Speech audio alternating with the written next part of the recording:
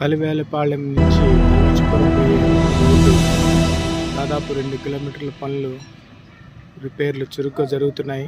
Second layer పూర్తిగా వస్తుంది. ఈరోజే పనులు కంప్లీట్ అయ్యాయి. ఈ విధంగా చాలా ఫాస్ట్గా చేస్తున్నారు.